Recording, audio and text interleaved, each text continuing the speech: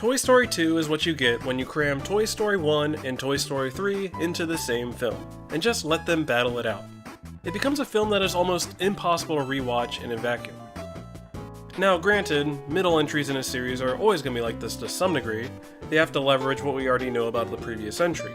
Characters return, storylines are continued, Darth Vader is fought in Cloud City. But Toy Story 2 is interesting to look at because it's not necessarily the plot itself that is so connected to the other films. This isn't a serial like Star Wars or Lord of the Rings. It's not like Sid returns for his revenge or anything. Toy Story 2 is a thematic sequel to the original Toy Story, and Toy Story 3 is a thematic sequel to Toy Story 2. They are all basically variations on the same theme, and Toy Story 2 is right smack in the middle, binding everything together. And not only does the sequel thing of revisiting the characters, jokes, and location of the original, but plants its flag in the ground and takes established themes in a new direction. It is the entry that says, hey, this is what the Toy Story films are about. That being said, there will be major spoilers for all three Toy Story films in this review. We can't talk about the bridge without describing what is on both sides. So viewer beware. So let's start at the very beginning. Toy Story 2, unlike the other films in the series, does not open with a sequence of Andy playing with his toys, but instead a video game action scene about Buzz Lightyear. It's an interesting choice for this film, since this is a story that is so much about Woody's philosophical journey. I would argue that, of the three, this is the film that is most about Woody specifically. To me, this opener signifies how Pixar really wants the story to feel like a cohesive whole, not just something that splits into two parallel plots at the end of Act 1. They're trying really hard to avoid making Buzz's journey the quote-unquote B-plot. They chose to open the movie by foreshadowing his journey. Or it's Rex's journey. I'm not quite sure. Then we get into Act 1 proper, which has gotta be one of the cleanest acts in Pixar history. You can eat off this act, it is so clean. It basically does everything you want out of an opening segment. Revisiting our old favorites, check. Setting up our themes, check. Providing our inciting incident and first plot point, double check. All super clean, super defined, not muddy at all. It's particularly effective how they use the concept of the shelf and the character of Wheezy to establish one of our central themes of the film. Toy Story 2 deals very heavily with how, over time, people become forgotten or rejected by those they hold close. They use Wheezy to demonstrate how when people become damaged or inconvenient, they are often permanently shoved aside. This immediately accelerates the dynamic between Woody and Andy, opening Woody's mind to the theoretical idea that he could be tossed aside by his friend. It raises the stakes of the original Toy Story, that it's not just about not being Andy's number one guy anymore, but being discarded completely. This is further underlined by Andy's mom entering the room in a sort of death march, removing toys who have fallen out of favor, to be put in a yard sale. It also introduces the motif of the box, which we will talk about a little later. Like I said, Act 1 is ridiculously clean in how effortlessly it establishes key ideas and gets the story moving. I really like the detail that Andy's mom is portrayed as acting in good faith in all of this. She is selling Andy's toys while he is away, but she is clearly aware of what Andy still values and plays with. It's not like she throws Rex into the box because she doesn't know. And then when Al shows up, she clearly recognizes that Woody is in the pile and removes him. She's not neglectful or distracted or anything. It makes it clear immediately that Al is just an unscrupulous jerk who needs to get his just desserts. I love the detail of the "No Children Allowed" sign at his apartment building. It immediately conveys the business-like nature of this guy, that he can still value toys, but not necessarily for the reasons established in the first film. Collector culture kinda takes a beating in this film. I'm not really into collecting things myself, I think it's kinda pointless, and I always wonder if watching this film at a young age brainwashed me into thinking that way. Al represents a perversion of the human toy paradigm, that toys are either a simple commodity or an artistic piece viewed from afar. There's no "you've got a friend in me" with Al. Anyway, here's where the story splits into two parts, where I think the structure of the film gets really interesting. Toy Story 2 resembles Finding Nemo in some ways, with Buzz taking the role of Marlin as he ventures out to find his friend, while Woody gets stuck in a bottle to do thematic and character building stuff. Now, Toy Story 2 isn't the bizarro version of Finding Nemo, that's another Pixar film, but it's almost like the mirror image of it. This time we're throwing the main character into the tank, and the rescue character is in the supporting role. Unlike Marlin, Buzz does not really learn or grow. He exists to ground the film and remind us of what we learned in the original Toy Story. Here's where the battle between the first Toy Story and the third Toy Story really takes hold. Buzz's storyline serves as the sequel follow-up to the original Toy Story. This is where you see the reintroduction of older elements, like hiding under objects to move about, or using the Pizza Planet truck, or even seeing the green aliens again. This is also where old dopey Buzz Lightyear reappears, to continue his deluded battle against Emperor Zurg. Buzz serves as a reminder to Woody's immediate past, his bond with Andy, and what they learned in the first film. It's Buzz who turns around the famous quote from the first film, reminding Woody that, "You are a toy." Pixar turns Buzz into the old reliable character, a very clever inversion of the guy we saw in the last entry. Now, Buzz in the other Toys storyline is definitely more basic and surface level than Woody's, but I think it's important for balance. Woody's story is very sedentary and philosophical, a lot of standing around and talking things through. Buzz's crew gets all the action, all the big set pieces and laughs. They tend to fall into some of the sequel traps, like revisiting old concepts, but they at least raise the stakes and build some tension. The Toy Story sequence, on the other hand, is basically perfect from start to finish. It's such a perfect location for mayhem, for letting the characters just get into trouble. Just having Potato Head and Ham cruising around in a car gets you halfway there. Just pop in from place to place and do toy jokes. We even get our first Barbie appearance. Tim Allen does a great job right here, giving us that dry, tired-of-all performance that he excels at. After what Woody deals with in the first film, I think Buzz kinda deserves having to confront this problem himself. Although, come on dude, how can you lose to your old counterpart? I don't care if he's got a cool belt. The whole fake Buzz thing does strike me as a little gimmicky, however. Their story gets a little hijacked by this weird Zurg subplot. I don't really mind it as a whole, because their storyline does need some kind of conflict or setback. Otherwise, it's just them going to Al's toy barn, finding out where Al lives, and finding Woody, with little in their way.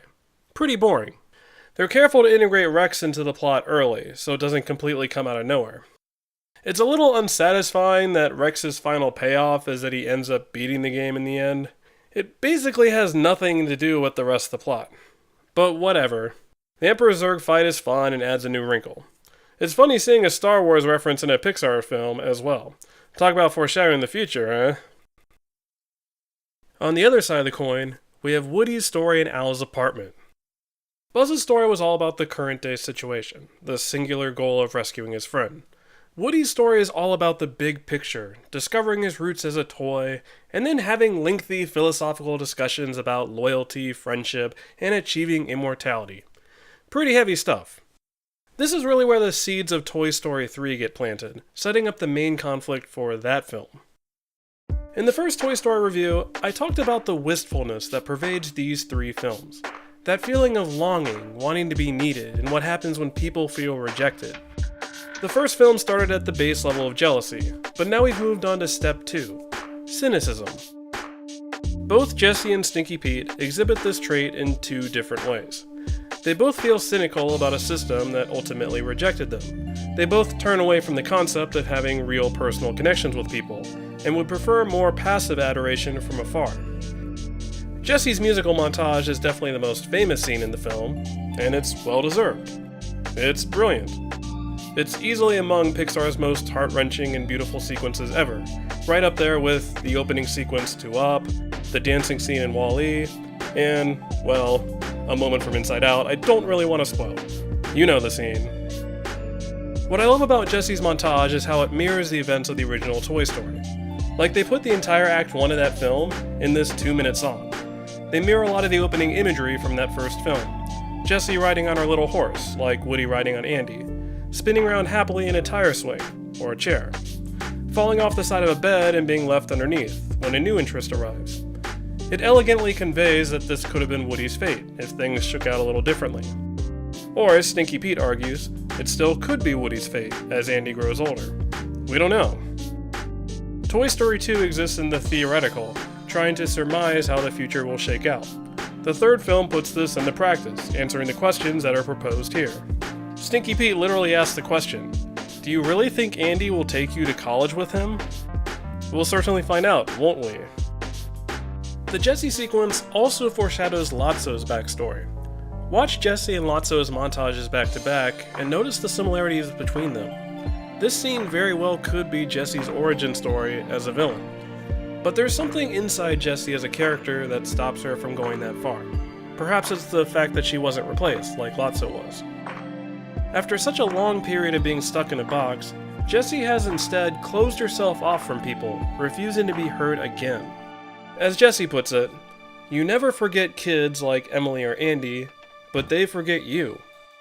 Instead of being forgotten in some box somewhere, Jessie now opts for the clear glass display case. She's still being walled up and separated from people, but she's never going to be forgotten. Stinky Pete makes for the perfect villain for this piece, because the display box is everything he's ever known. He has experienced the rejection of sitting on a shelf and never being sold. From his point of view, the box is always going to be part of a toy's fate, whether it be a donation box, a yard sale box, or a storage box. So they may as well make it a box where they can be remembered. From a structural standpoint, Toy Story 2 is a little weird in that the midpoint of the film, which is Jessie's montage, ends up pushing Woody away from his original goal of returning to Andy. His awakening doesn't mirror the final conclusion of the film. It ends up being something that Woody has to reject at the end of Act 2. His indecision can be a little tiresome at times, but it does ring true to his character. If he's completely closed off to the idea, then there's no real debate. If he wants to go immediately, it goes against everything the first film ever said. Pixar does an excellent job walking the tightrope with Woody's character, appealing to his sense of empathy and loyalty at the same time. His decisions come off as being difficult and well-considered, rather than wishy-washy. This whole section of the film is very, very theoretical and argumentative in nature. Certain parts of it feels like sitting through an ethics class discussing the nature of immortality and loyalty. They do a decent job breaking these discussions up by playing with memorabilia, sneaking around Al, and patching up Woody. This guy in particular is a really memorable character, really offbeat with his design and his mannerisms. He's such a nice change of pace. Without him, there's a danger of this section getting too claustrophobic and repetitive. He reminds me of how The Incredibles uses Edna Mode to bring a new flavor to the character ensemble. I do think they go a wee bit overboard in letting Woody, Jessie, and Bullseye frolic around. They spend a lot of time hanging out, so when they get to this scene, when Buzz is finally catching up, well, it starts to feel like padding. You've established the bond by now, we don't really need any more of this. Thankfully, this section is somewhat improved on a rewatch, just to watch Stinky Pete work in the background. Not just for the remote control thing, but the way he stage directs the action. He presents the argument that Andy sent Woody away and doesn't care, and then when that doesn't work, he delays and says wait till his arm gets fixed. And then when Woody is still about to leave, he has him go hear Jessie out. It's a very clever bit of emotional manipulation right here. Now, Stinky Pete's reveal is really, really late, and it does tend to hurt the film as a whole. Not necessarily that they needed to move it up or anything. I don't know how a Lotso-esque reveal improves the apartment situation. It's because this reveal happens so close to his final comeuppance. They reveal him late, but then they get rid of him early. He's like the first thing they deal with in the climax. He doesn't even put up much of a fight either. They just kind of surround him and put him on that girl's backpack.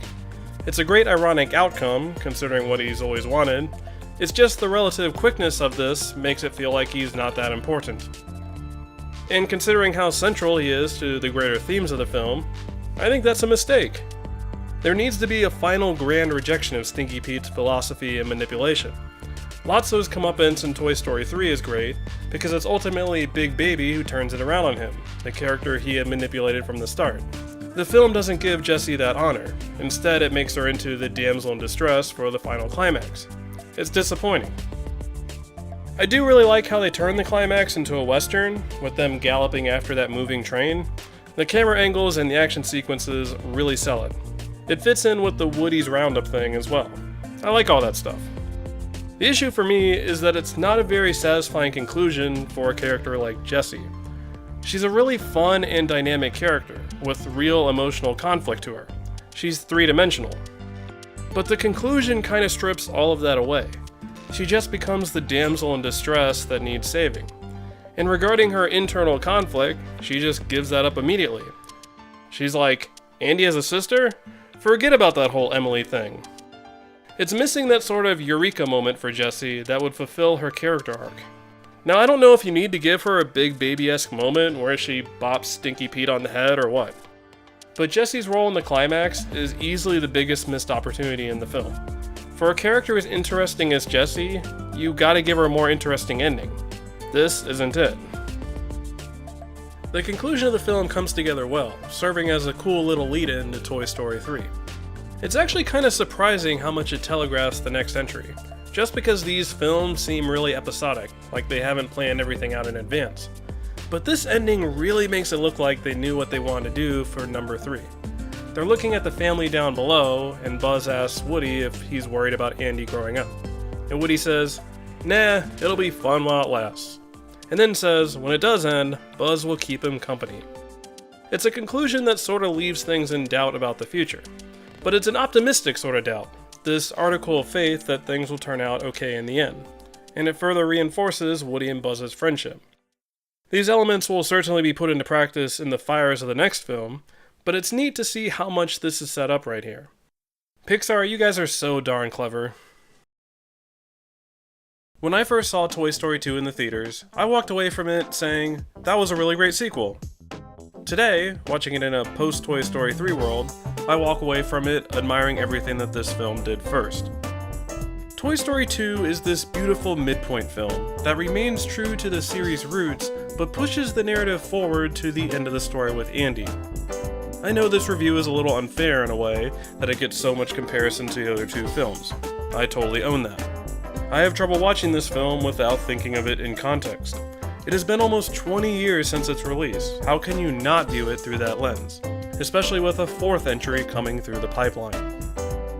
I think what I am most impressed by Toy Story 2 as its own product is its balance and its restraint. This is a film that very easily could have gone off the rails with dumb sequel stuff. But Pixar was careful to construct a story that stands on its own, and asks brave new questions about the world the characters live in. It's not afraid to get a little deep and talk about something actually meaningful. And even still, while doing all this dramatic material, they still keep the story relatively light. It doesn't shy away from being a little silly or frivolous. It's not above that. There's a real sense of joy and fun in this film. Toy Story 2 is a very honest film about how we all live in a world of doubt and how we can ultimately find comfort living in the here and now. The final message is an earnest one, that it's relationships built on trust that is most important. Maybe they'll work out, maybe they won't, who knows? But it sure beats living in a box. Thanks for watching.